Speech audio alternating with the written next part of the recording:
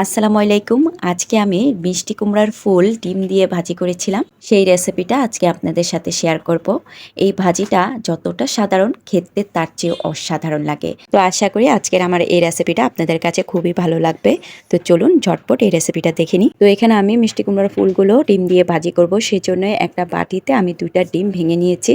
তার মধ্যে আমি সামান্য একটু লবণ দিয়ে একটা কাঁটা চামচ দিয়ে ভালো করে ফেটিয়ে নিয়েছি। ফেটিয়ে নেওয়া ডিমগুলো এক সাইড করে রেখে চুলায় আমি একটা কড়াই বসিয়ে দিয়েছি।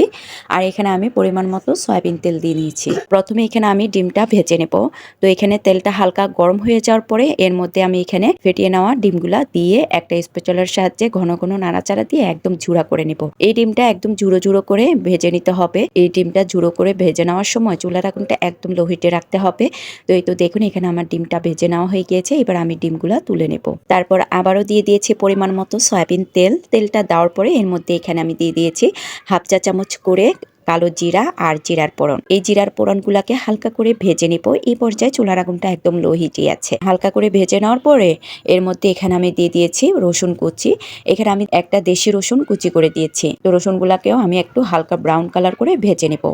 তারপর এর মধ্যে দিয়ে দিয়েছি পেঁয়াজ কুচি আর কাঁচামরিচ। এখানে আমি একটু বেশি পরিমাণে কাঁচামরিচ ফালি করে দিয়েছি। এই ভাজিটা একটু ঝালঝাল হলে বেশি ভালো লাগে।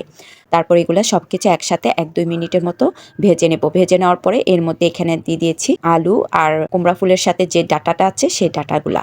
তো এগুলা প্রথমে দেওয়ার কারণ হচ্ছে এগুলা সেদ্ধ হতে একটু টাইম লাগবে তাই। তারপর এর মধ্যে এখানে আমি দিয়ে দিয়েছি স্বাদ মতো লবণ আর সামান্য একটু হলুদের গুঁড়া কালারের জন্য। তারপর ভালো করে নেড়েচেড়ে একটা ঢাকনা দিয়ে ঢেকে চুলার আগুনটা মিডিয়াম টু লো হিটের মাঝামাঝিতে রেখে আমি বেশ কিছুক্ষণ জাল দিয়ে নেব। এতে করে আলু আর ডাটাটা অনেকটা সেদ্ধ হয়ে যাবে।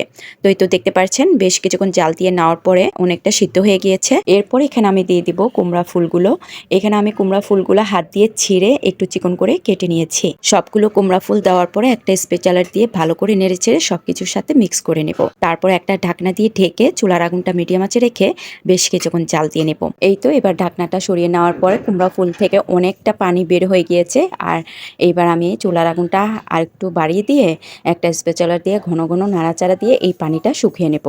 এই তো পানিটা অনেকটা শুকিয়ে যাওয়ার পরে এর মধ্যে এখানে আমি দিয়ে দিয়েছি ঝুড়ো করে ভেজে নেওয়া ডিমগুলো দিয়ে আলতো হাতে নেড়েচেড়ে সবকিছুর সাথে মিক্স করে নিয়ে শেষ পর্যায়ে এখানে দিয়ে দিয়েছি কিছু ধনেপাতা কুচিটা দিয়ে আবারও নেড়েচেড়ে চুলার আগুনটা অফ করে দেব।